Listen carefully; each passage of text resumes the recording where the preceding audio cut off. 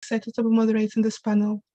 I am a current final year business with management student at Northumbria University in Newcastle.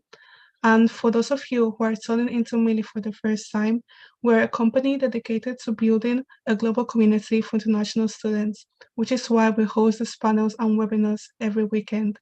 If you're interested in future events we will host, follow us on Instagram at Millie_group for updates, and also check our website. So here's how today's panel is going to look. We have some questions prepared already, but again, you can always submit your own questions in the Q&A. The first 45 minutes or so, we'll go through these prepared questions, and after that, we'll let our panelists answer your questions. I encourage everyone to ask any questions, whether they are general questions for anyone or you could direct it to a specific panelist. Either of them is fine, and I am sure that they will be more willing to help you to get the right answer. Today we have 4 amazing panelists, and we'll hear from them about their experiences in French universities. All right, so let's get started then. It will be great for each and every one of the panelists that each and every one of the panelists should introduce themselves to the viewer. So please, can you tell us your name, the city you're currently in, where you're from, at which university you're studying, and what you're studying, and a fun fact about yourself. So I guess I'll start. Hi, everyone. It's a pleasure to be talking with you today. My name is Sarah, and I'm currently zooming in from Monton, which is a city in the south of France. I kind of come from all over the place in France and Belgium, and I'm currently studying political science at Sciences Po. And I guess a fun fact about myself is that I've been living by myself for a year, but I still do not know how to cook. Hello, everyone. My name is Juliette Libby. I am 19 years old, and I am French and American. I am in Lille, but I'm originally from Luxembourg. I study at ESEG School of Management, and I study economics and management. And a little fun fact about me is when I was younger, I came in 3rd place in the team discipline of the French National Rhythmic Gymnastics competition.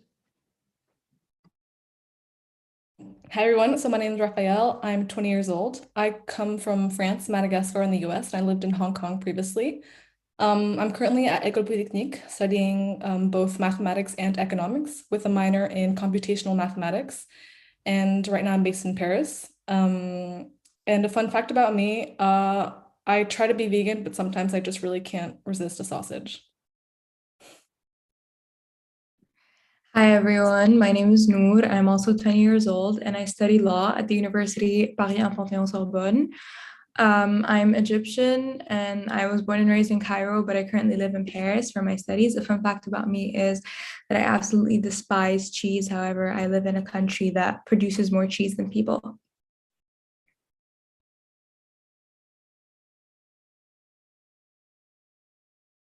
You're muted. Oh, sorry. So why did you guys apply to your universities? Okay, so personally, I applied to Sciences Po because so I knew I wanted to study political science while I was doing my applications. And as a French person, I always kind of grew up knowing about the prestige of Sciences Po in that field. So that kind of made me interested in that university.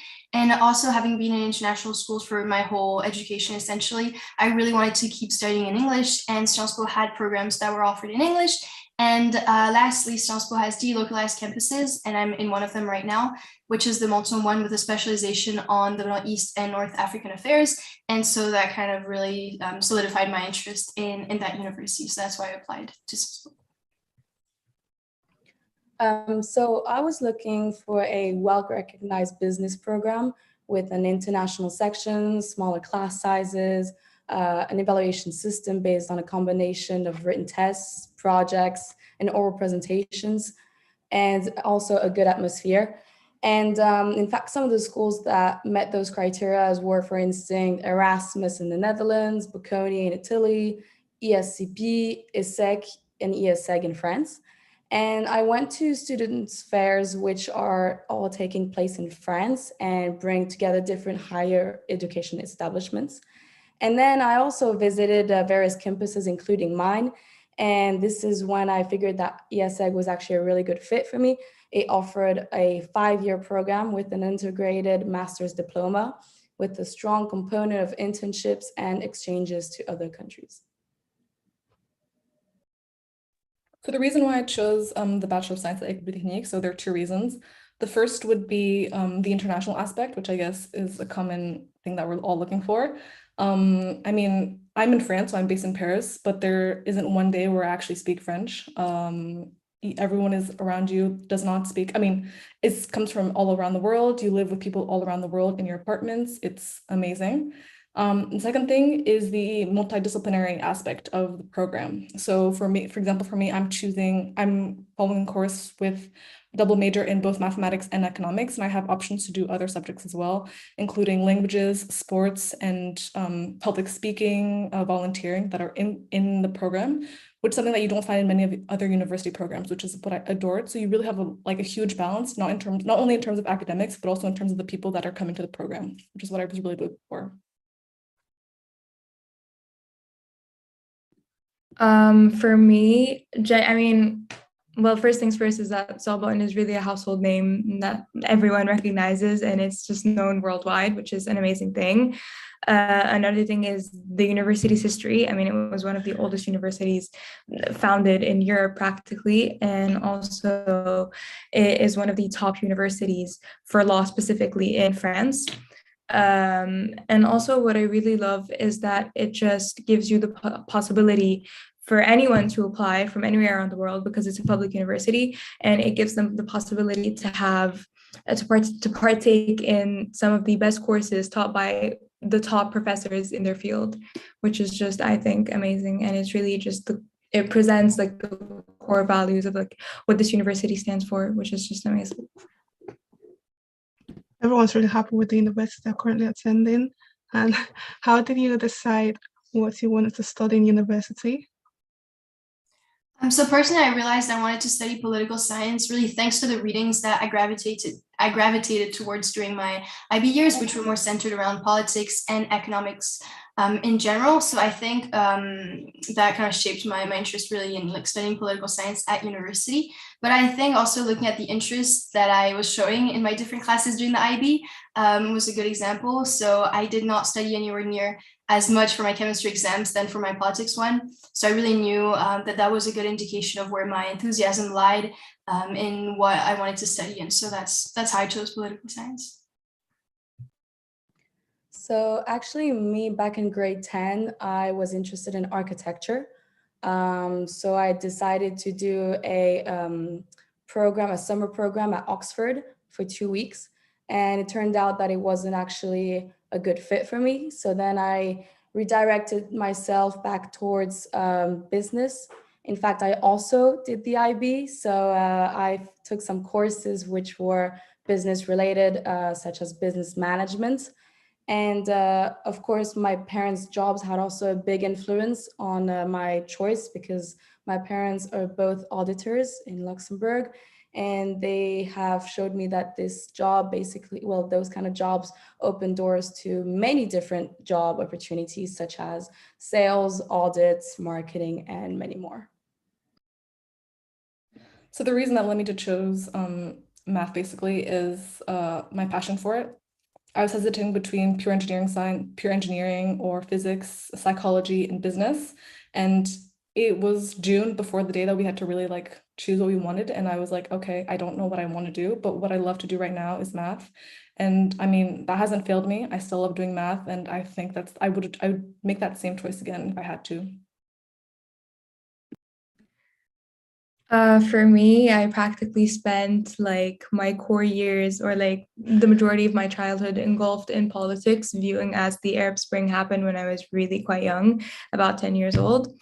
And also, so I was really just surrounded by politics, and I really wanted to go into a university that like had like major political science courses. Like that was the major that I wanted to choose. However, I spoke to my father, who's a judge here in Egypt, and he told me the good thing about political science is that, I mean, it really just focuses on the politics of it all. However, if you studied in law, you would have both work fields available in regards to law and politics at the same time. And I also joined several MUN clubs in my school, Model UNs. I joined several of those. And this really just like opened my eyes and showed me that like that was like law was really just my true passion. Juliet mentioned that she attended a summer internship to like know if she wanted to do architecture or not. Did the rest of you attend any kind of internship, volunteering scheme, or summer programs like Juliet? So I personally didn't do any internships or volunteering per se in that field that much, but I did complete 3 university courses during my IB on like various online platforms that really strengthened my interest in political science, but they were university courses, not that much of internships. So I also did some internships and volunteering. So I did an internship at PwC Luxembourg, which is an international accounting firm, which counts more than 3,500 employees and has more than 70 nationalities. And I was exposed to 3 teams: the marketing team, the research, and the experience center, which is focused on innovative solutions and also experienced the working environment. And it was a very enriching experience. And aside from this internship, I also did some volunteering at schools, such as organizing sports events, or even tutoring children in English, maths, and French. So I didn't do any specific internship or volunteering that helped me choose mathematics or economics, but I think what I did kind of, well, in some way did, because it was kind of a process of elimination. So in seconde, I don't know what the equivalent is in the international system, but I had an internship in the finance industry, and I realized that I really didn't like that. So I knew that finance was eliminated. Then I took a psychology course in Cambridge at one point during the summer. I realized that I liked it a lot, but it wasn't enough for me to spend like 3 years after my baccalaureate to do that. And so it was really a process of elimination as to seeing things that I didn't want to do. Then, of course, I participated in like conferences and talks with other people, specifically women in science, that helped me to realize that, wow, science is really what I want to focus on right now, and I love it so much, and I can do the rest that I want to do a little bit later. I really didn't do anything that was specifically related to my major, unless it was Model UN, because I wasn't really sure what I wanted to do. But instead, I integrated several different extracurricular courses and activities. Mainly, I was part of I was part of a group of organizers as in the PR committee in several different TEDx events. And I was also a really active member in my school in the student body. I was the president of the social awareness committee, and I joined several different events that had to do with social awareness and just partook in them and organized them. And so that's really mainly what I was just focused on. I was trying to like dip my foot into several different things to see what I really liked, instead of just focusing on this one thing and just joining everything that's related to it to just see what I really like and what I don't.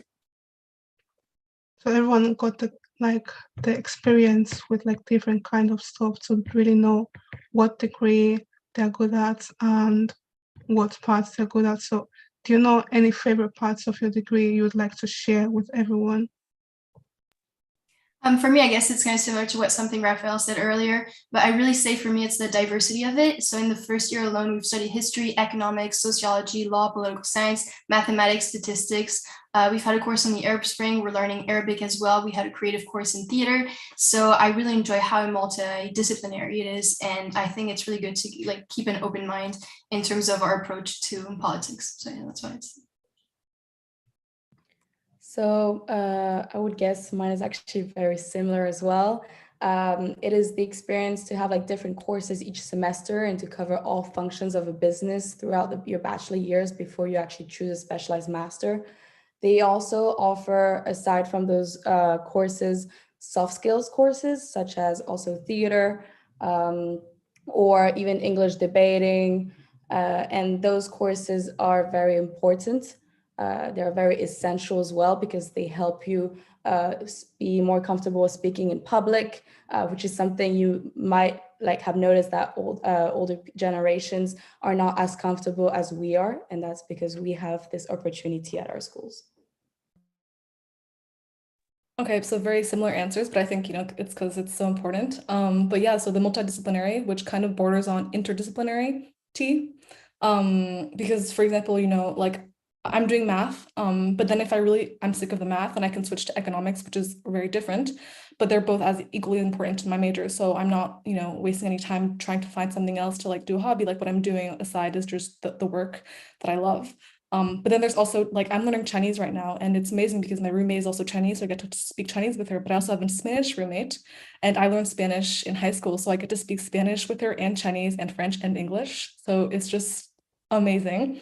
And the courses too, the Bachelor of Science at Polytechnique is relatively a new program. So they're really trying to build a good foundation for the program. And that includes kind of fostering a good personal development in the students. So you have classes such as volunteering or speech contests that you get to partake in during the semester to really get a good balance throughout your whole academic career, which is amazing.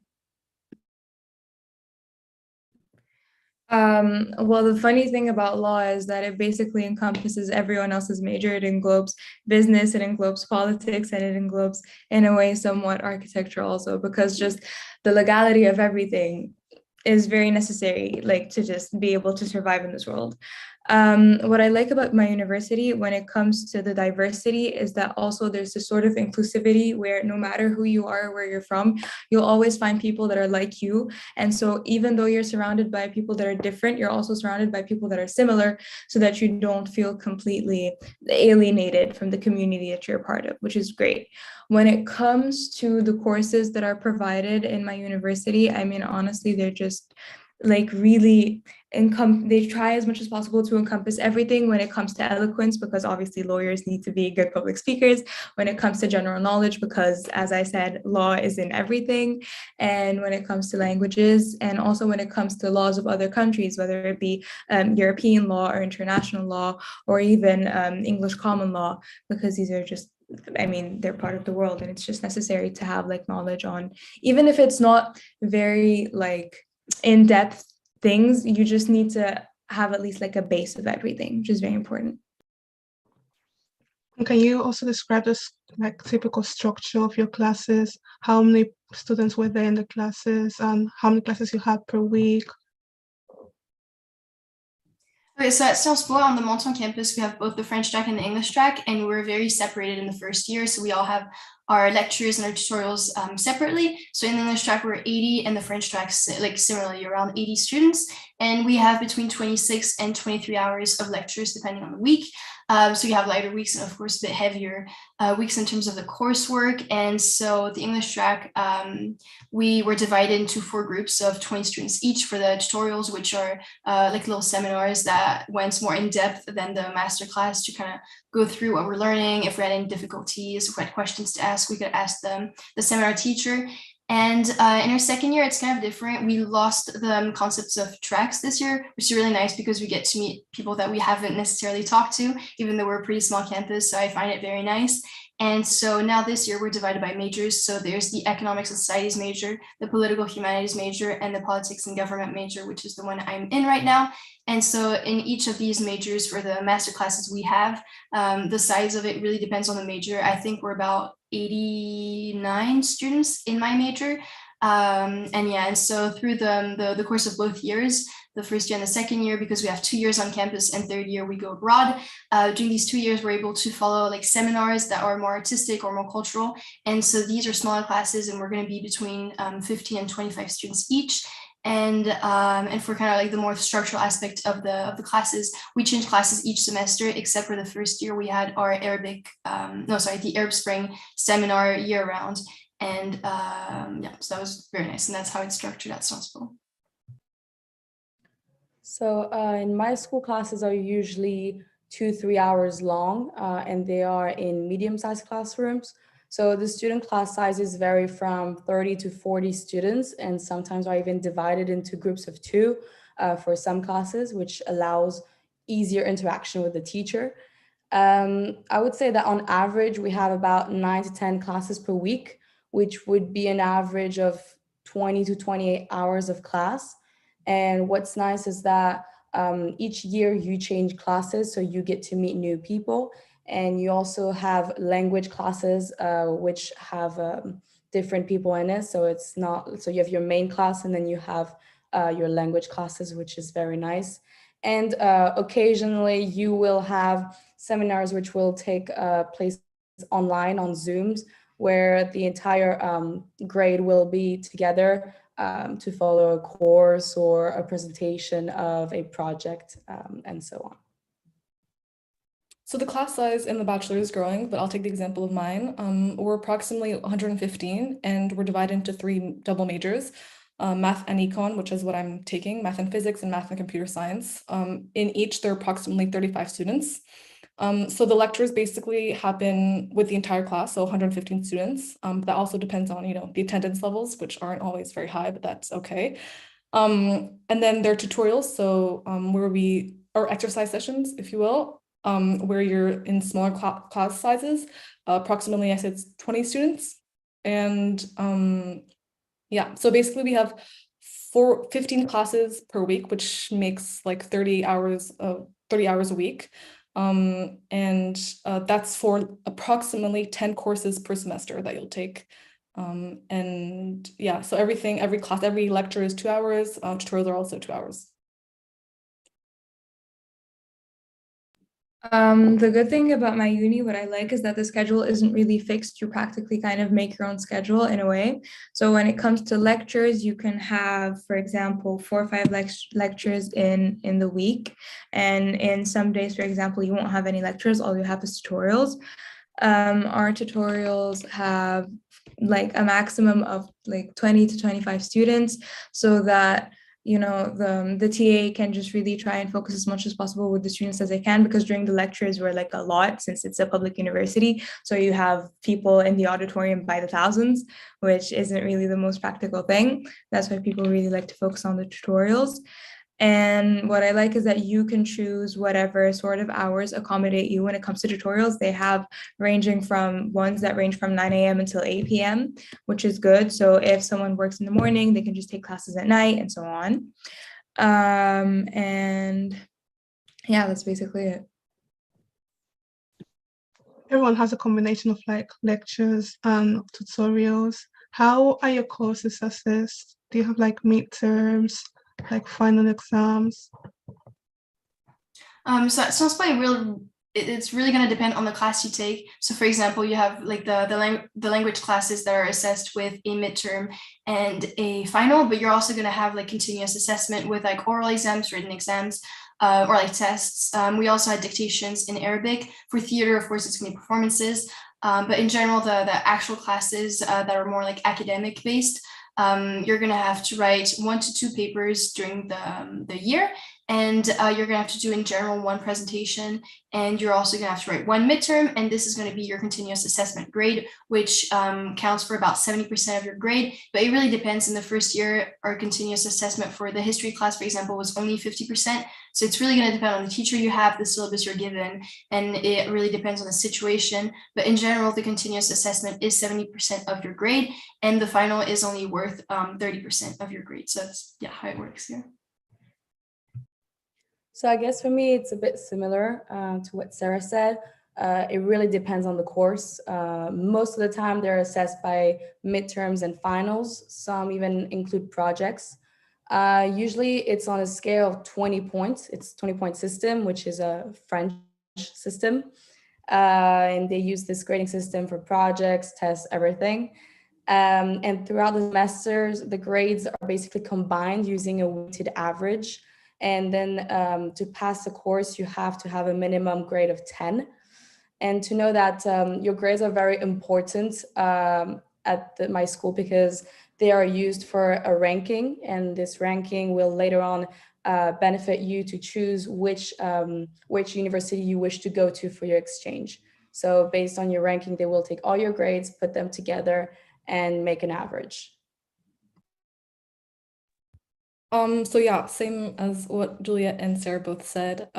It really, really, really depends on the class, but generally, finals are very important.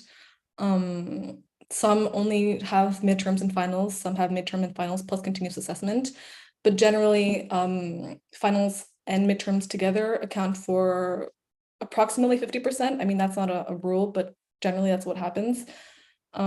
If you do fail a class, there are remedial exams, so I guess that's always okay. But yeah, finals are important. After also, depending on the level of the class and the students, the professors might tailor kind of their grading formula at the end of the semester to kind of accommodate for everybody, to kind of make sure that, the level is fine.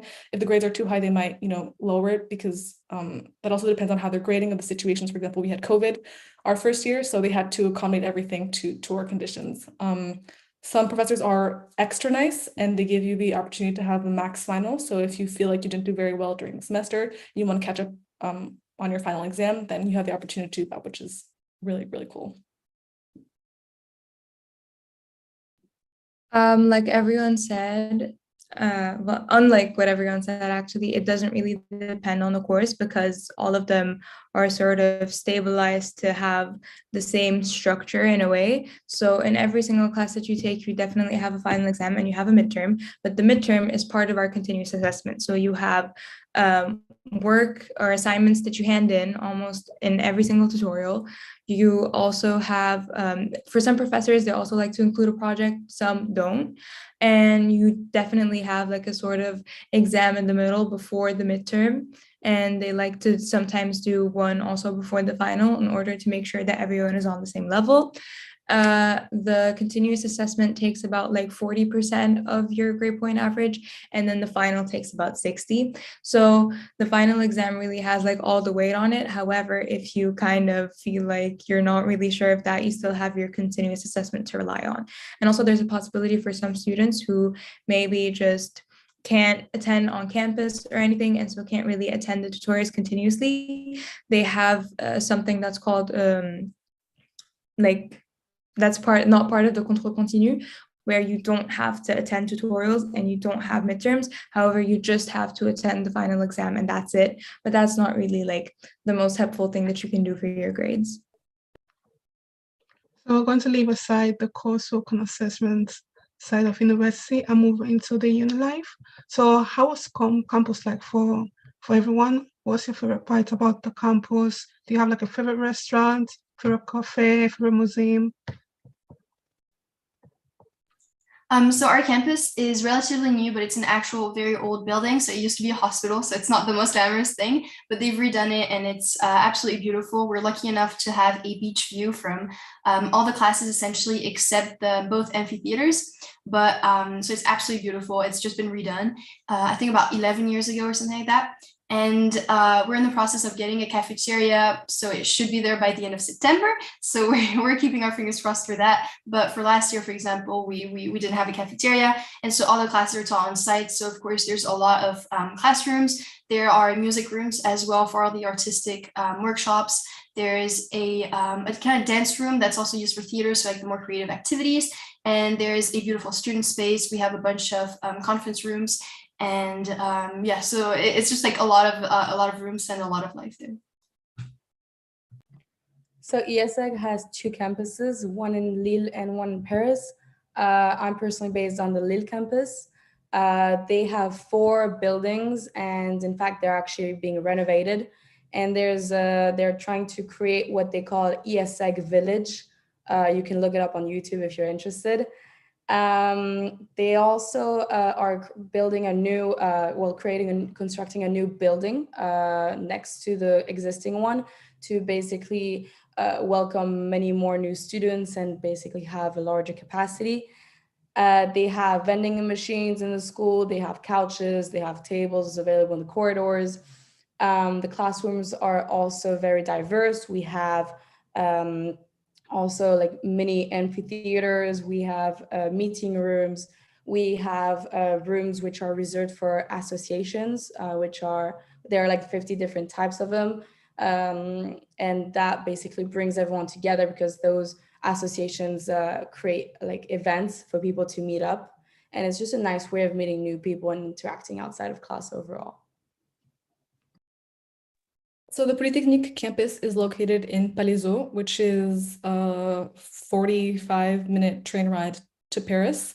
It's homey, it's green, it's relatively isolated, but that can serve you well for your studies, but not isolated enough that you can't go to Paris and have like a fun and dynamic kind of Paris life. I think the best thing about the campus is the sports facilities. We have our own lake where you can just run wherever you want. People do like rowing basically on the lake or indoors. There are track fields, there are basketball courts, there are soccer courts with real turf. And there's rock climbing, there's fencing, there's a dojo, there's a dance class, a dance room, there's 2 swimming pools. It's an amazing thing, and that's because Polytechnique really is very well known for its military kind of component. So they really like promote sports a lot, which is very good for students because that like allows for a really nice work-life balance. The great thing about studying in Sorbonne is that it's located right in the center of Paris. And so basically the entire city is your campus, which is one of the best things that anyone could ask for, to have Paris as their campus.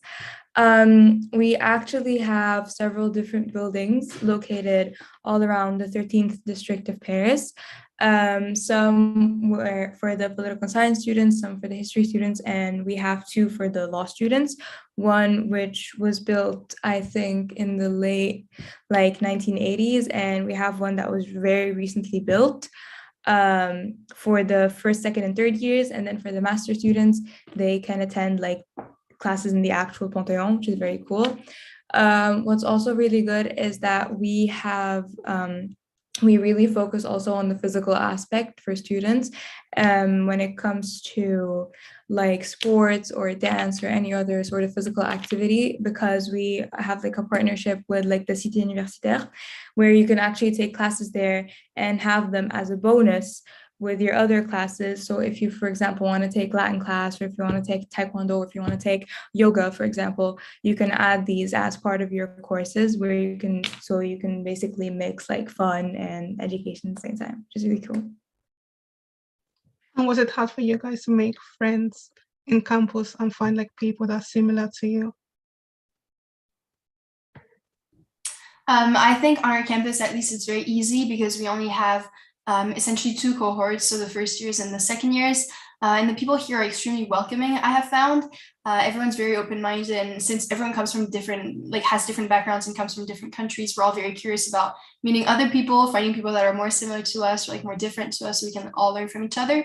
And also the town itself is quite small. Monton is a bit known for for being a city that retired people live in, which we kind of joke about, but the local community is absolutely amazing. But it is true that we live in a small town, so we always run into each other, which I have found to be a great way to make new friends, because when you always go grocery shopping at the same time as someone, you're gonna kind of make friends with them.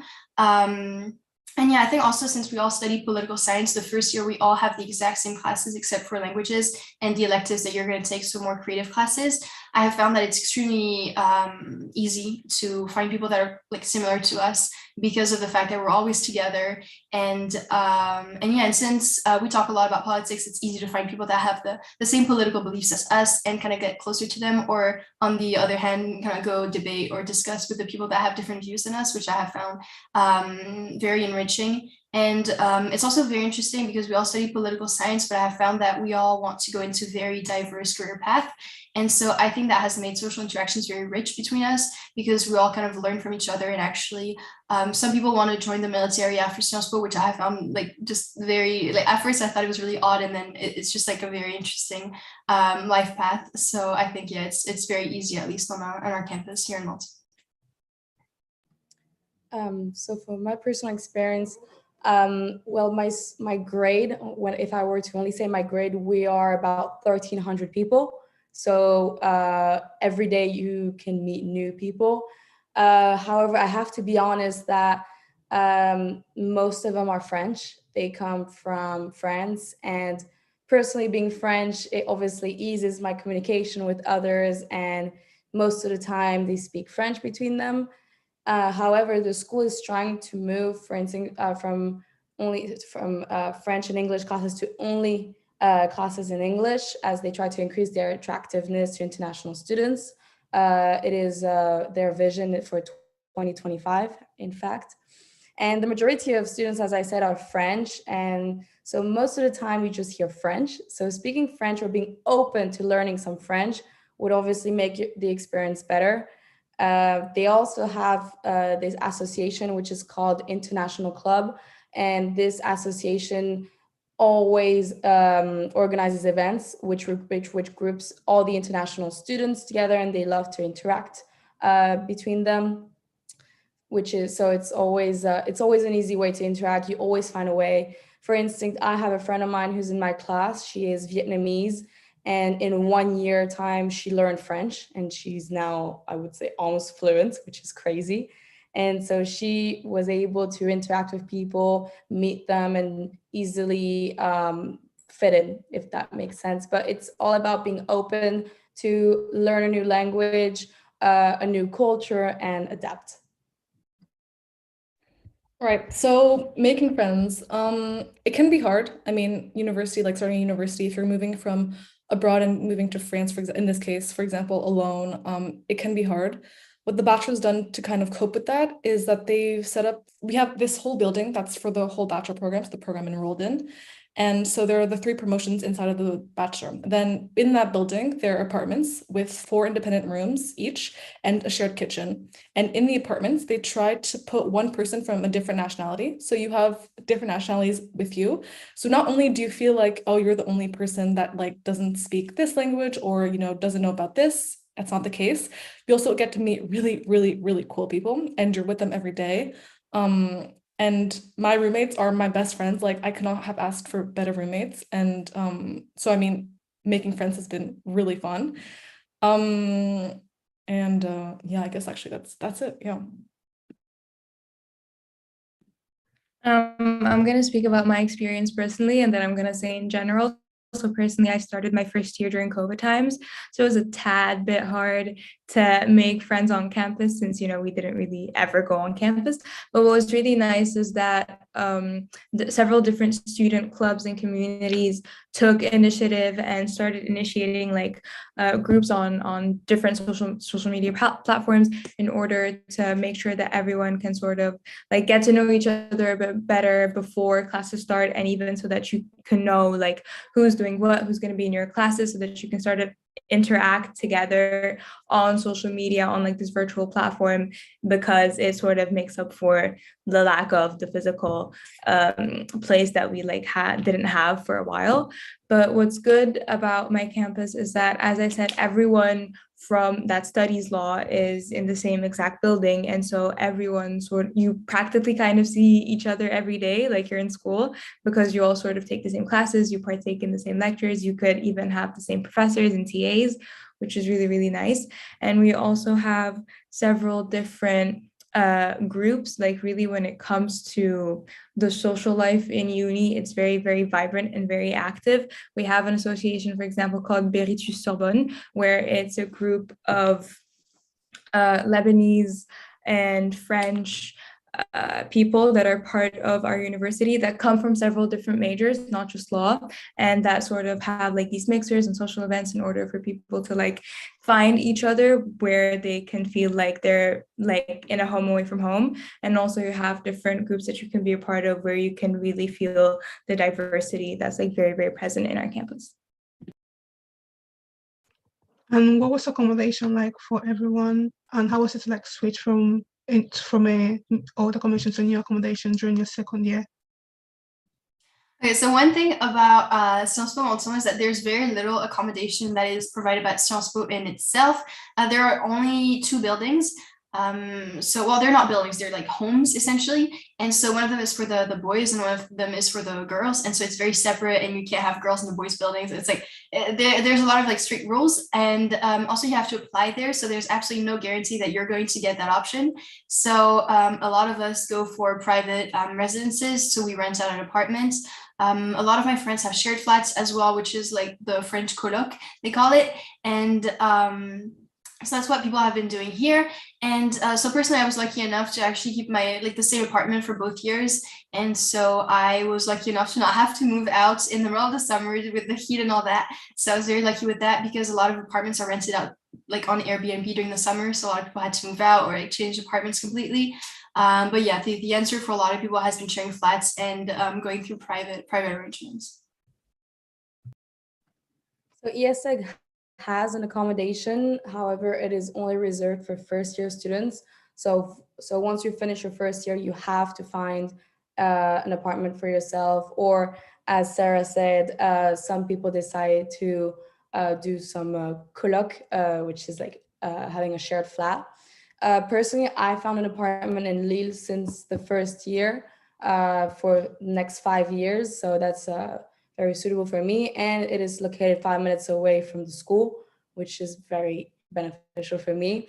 And as well, like something to know about Lille is that it's not like a huge city. So like you can go anywhere by foot, or in case you do need to go somewhere which is a bit further, there's always public transportation, which is very easily accessible. And yes, as I said, like for the dorms, usually people find it on their own. The school actually helps them find those kind of accommodations. If you are struggling, you can always join. There's this private group chat on Facebook, which you can join. And on this group chat, people usually post their accommodation, which they're leaving. And therefore, you can just take it over and vice versa. So in the bachelor, yeah, so we have this one bachelor building for all the students in the program. You can stay there for your 3 years. You stay in the same apartment with usually the same roommates for the 3 years. But since the program also has an exchange program inside of it, people do eventually leave and so come back. So there can be potential remixing, but that's not ultra common. Yeah, so the building is located on the Palaiseau campus. It's approximately a 7-minute walk to the classes, which is really nothing. And yeah, so it's very practical. There are grocery stores or supermarkets nearby that you can go by foot. And there are also like bikes at our disposal right in front of the building, so we can travel on campus more easily and also go into Palaiseau or go to do groceries a little bit further just to explore things. And in the building itself, there's a lot of things. There's a laundry, there are study rooms, there are music rooms, so with pianos, and there's a recording studio in the building. There are gym bars and a parking lot, like a parking garage in the building, so a lot of facilities for the students. Okay, so the different thing about my university is, as I said before, it's a public university, but however, what's good about it is that it deals sometimes with public services and administrations directly. So for example, there is this service that exists in France in general, and it has different departments. It's CRUS. So we have CRUS Paris, CRUS Lyon, CRUS in several different regions in France, where you can find accommodation, you can even find scholarships if you want, you can find really whatever you need that is necessary for your student life, you can find it there. It's very helpful. And the administration of the school itself can help you if you need anything, if you need to find a place, even if you need, like, for example, a laptop or whatever it is that you want, you can find it with the admin. They're really, really helpful. And all over Paris, you have something called the résidences étudiantes, which are basically student residencies, but they're privately owned by their own like private entities. But it's really nice because you get to also live with people that are having the same experience as you, which is mainly like uni students or master students or whatever, which is very, very cool. Now, those students' accommodations, especially the ones for first years, are they self-catered, or do they give you the food themselves? Are they like catered, or do they have like any dietary requirements? So as I mentioned earlier, Salzburg doesn't have yet a cafeteria, but we're getting it. Fingers crossed yet again, but yeah. And so last year it was all self-catered on my end, so you would have to cook for yourself. And on campus, there's a lot of vending machines. So you have like pasta, salad, sandwiches that are sold there that are like fresh. And then you have snacks and drinks that are offered. So you have like coffee and then like sodas and stuff. So by the end of September, we should have some more information about the cafeteria, but I'm not sure what the dietary options will be like just yet. So although it is a bit difficult for me to answer this question, as I've never been in the ESA accommodation, I know that students that are self-catered, and there's actually no cafeteria in the building. But however, regarding the food, as I mentioned earlier, that they have vending machines in the school. So they have vending machines for drinks or snacks. So students usually tend to get those kind of stuff during their break times.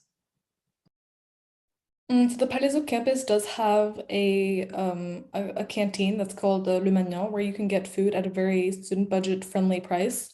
I think the inconvenient with the canteen is that they do have vegetarian options, but the vegetarian options aren't, in my very honest opinion, not as nutritious or filling perhaps or elaborate as the ones that do have meat. So if you're, even more than vegetarian, if you're vegan or if there's a specific kind of meat that you can eat, or if you have like cheese allergies, I think it would be a little bit hard to accommodate, but I can't actually know because I haven't actually really asked, but I think it would be a bit hard. But the solution to that is that the bachelor building has kitchens. So every apartment for 4 people has a kitchen. It's quite large. It's enough for you to cook if you do need to be self-catered. So you have plenty of options at your disposal. Okay, so as I said, what's good about my uni is that it really has like a sort of direct partnership in a way with the Cruz, and the Cruz we have like a Cruz canteen in our campus, which is really good. And you also have several different vending machines, and the prices are very, very affordable. You also have a Cruz canteen right next to our campus, and it sells meals for like very, very symbolic prices. Like you can get a good meal for like €1 basically, which is really nice. I don't know if when it comes to like several different dietary options, if they're like the most compatible thing for people with some dietary restrictions, because it's like a unified meal plan and everyone just practically gets the same thing, which is not the best thing. And as I said, like as I mentioned beforehand, really the city is your campus, and so you have several different supermarkets and cafes and restaurants and whatever. So really whatever you feel like eating, you can just go out and get and then come back and go into class, which is really nice. So now, before we move on to the students' questions sent to the panel, if you could go back in time, what advice would you give to yourself in high school regarding studying at university? I don't know, maybe some helpful hacks about lectures and seminars, or perhaps even how to connect yourself with the university. I think the main one I go for is really do not stress. We have a bit of an unofficial motto on campus, which is no stress success. And we all try to live by that, because I think there's a lot of pressure that can come either from the school, the high school we're in, or our family members, or even ourselves. I think everyone puts a lot of pressure on themselves. I think it's important to really do not like stress and just trust the whole process, which can be really hard in the moment, but it's really worth it in the end. And I think the whole process of like going to university and studying there will come naturally to anyone. I think it's just the logical kind of progression in life. So it's really important, once again, just to like trust the process and like believe in your capacities. It sounds so cringy, but I really mean it. And yeah, just really enjoy every day of university life or of high school before it ends, because it's going to go by so fast. And you're just going to look back and be like, oh my God, I wish I could have done this. I wish I could have done that. So really do not have like fear of missing out. And also maybe like don't force yourself to do too many things at once. Listen to your needs, stay on top of your readings, and try not to miss too many classes, because it's really hard to catch up once you've fallen behind. And yeah, I think that's definitely what I would say. I think if I could say something to myself 2 years ago, since now I'm in second year, is organization is key. Like sometimes people underestimate how important it is to be organized, because I can give you like reasons why. It reduces your stress level, believe me. It helps you save time, helps you achieve success, as well as you can enjoy like maybe like a clutter-free zone, both within your physical environment and your mind. And just overall, just managing to stay organized, like you will be so much more successful in life. Because I've seen some friends in the first year who've struggled a lot. Some have actually abandoned the whole idea of continuing their 5 year at my school just because they couldn't keep up. And that's just because they were not organized. If you're not organized since the beginning, then you're just not going to be able to keep up, because then you're just going to accumulate everything. And then you're just going to be stressed the whole time and worried that you're never going to make it. So I guess this is kind of a counterexample to what Julia is saying. But I was originally very organized at the start. But then I had one point where I couldn't take it anymore and it was becoming too much. What I did was just basically kind of like chill and like let go a little bit. And I wasn't very hard on myself. And then actually I bounced back really quick. Because the programs that you're going to be doing are probably going to be, very intense, and people around you are going to be also working very hard, and you might get stressed and overwhelmed by the classes, the people, the intensity, even your future career plans, whatever that might be. So I think what's important is just to like be zen and to just appreciate like your studies. Like you chose your studies because you love them, I hope, or that you're going to choose them because you love them, I hope. And so just appreciate that you're being able to study that thing, but also take time for yourself. So if you see that you're, going under, okay, we'll just like breathe it. Do sports, do music, read a book, go to Paris, go to Lille, go to anywhere. Just do something that's good with you. And I think another thing also, since like Noor, I came into the COVID generation. So our integration events were kind of, downsized a little bit. But what I would really suggest is going to those integration events, even if you're like, oh my God, I don't want to be social right now, maybe I can do it later, whatever. It's super important because you just get a feel for everybody. You already feel good. You realize that people are living the same thing as you are, and it goes well from there. So yeah, just be zen. It'll be fine. Really, everyone said some very inspirational things, and they all sound resonate and are so true. But something that I learned, and I really learned the hard way because I was not like that at all, is that it's okay to ask for help. You don't have to do everything on your own. You don't have to be completely, fully independent. You don't have to put all this pressure and stress and say, no, I'm going to do everything on my own, because it really, really affects you. And it gets really hard to the point where you can't just lift all this weight on your own. I know that university at first, some people make it seem like it's very competitive, and some people may take it as like this sort of individualistic challenge where the winner is the one that takes it all and man is a wolf, and if you get there last, you're not going to get anything. But at the end of the day, we're all going to graduate. It's really not that much of a competition. And so it's okay to ask your peers and ask your classmates and ask your professors and TAs. There really are no dumb questions, and asking for help doesn't make you look weak. It doesn't make you look vulnerable. It doesn't make you look stupid. And I hate to use that word. But it really just shows that sometimes you need to seek guidance, and you need to know what the best possible, course of action is, so that you can tackle things in the best way and in a way that will help you the most. So really, in order to try and be good and do good, you really need to help yourself first, whether it be with being organized, as everyone said, with being zen, taking things lightly, and also asking others to help you, because at the end of the day, we're all in the same situation, and no one's gonna oppose to giving you a lending hand, which is really nice. Yeah, that's great. Everyone gave really good answers. You have to know how to manage your stress, stay organized, and don't be very hard on yourself. And also, as Noor says, ask for help if you need help. And we have a question from a Q&A. A student asks, does your university have any groups or societies you could join? If yes, what are popular student clubs on your campus? So on the Menton campus of Sciences Po, the student life is extremely rich, and I think that's also because we're the most international campus of Sciences Po. So we have a lot of different people coming from very different backgrounds that all want to share either their culture, their political beliefs, or just want to partake in social actions together. And so there's a lot. So we live right by the Italian border.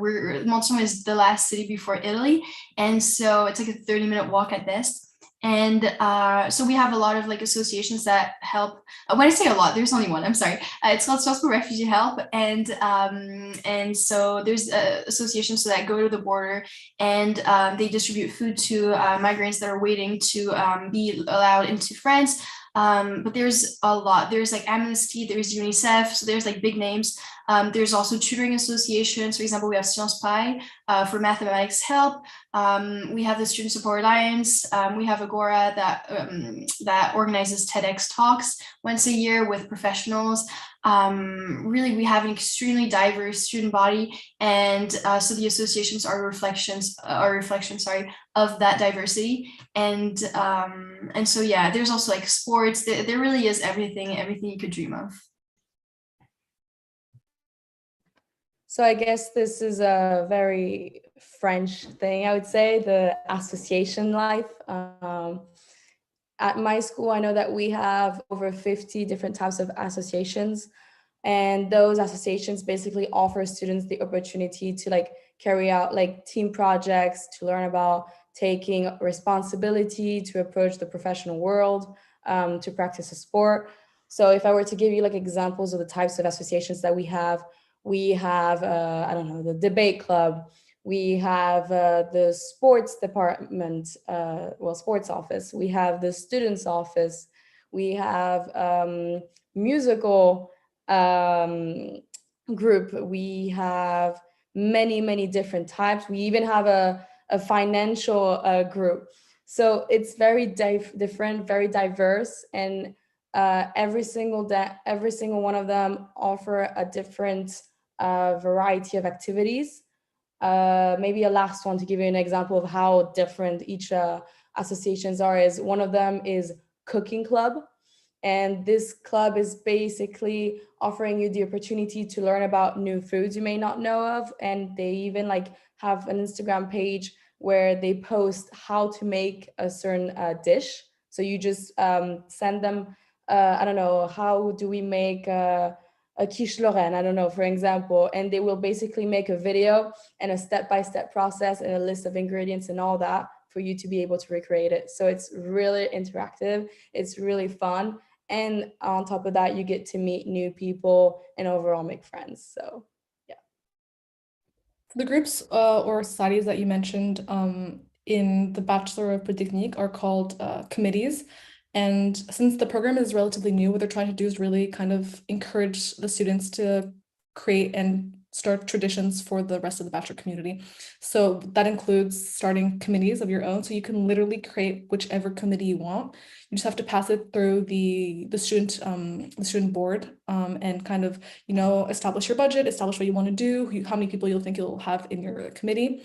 I think the most popular committee is the CS committee. They are really professional. I mean, I'm really impressed by what they've done. They like organize hackathons and a lot of other things that I don't really know a lot about. There's also the rock committee, which is the second most popular one, I think, where they just meet up every week in the courtyard in the building to just dance. They perform at a lot of the bachelor events as like entertainment during the intermissions. They're very good dancers. And personally, I'm head of the martial arts committee, well, co-head, and of the speech contest committee. So you have like so many opportunities to just do whatever you want to do, which is a lot of fun. So yeah. One of the great things about our university is that we also, alongside having several different communities and several different student societies and associations, you can also take initiative yourself and see if you don't feel represented, or you feel like your beliefs or your principles aren't really, like no one really else took initiative to create like a safe space for you, you can create your own and go to the admin and create your own student association, which is nice. But we have a really long and large list of several different student groups. I mean, we have ones for general culture, we have ones for literature, we have ones for you know, the different legal fields. We even have one for poker, which is, I think, very interesting. And we have one for people who want to resist and combat climate change. We have ones for, you know, human rights and women's rights, and ones for, you know, different parts of the world. So we have ones for Middle Easterners, we have ones for different, like several different communities, which is really cool. And yeah, that's it. Yes, everyone has like associations, clubs, committees. So I hope that answers your question, Amara. We are at the end of our time now, but thank you so much to our panelists, Sarah, Juliette, Raphael, and Noor, for spending the time with us today. Wonderful insight into different French universities, what the key highlights are, as well as some of the things to watch out for. So thank you so much for being so open and honest. Thank you also to the viewers. I am sure you can all agree that our amazing panelists have done a fantastic job and provided some crucial information to guide decision making and your next steps. Once again, if you need any help with university and career guidance, do check our website and Instagram at Millie_group, and you can contact all of our panelists through their LinkedIn, which is in the chat, to get help with any questions you may have.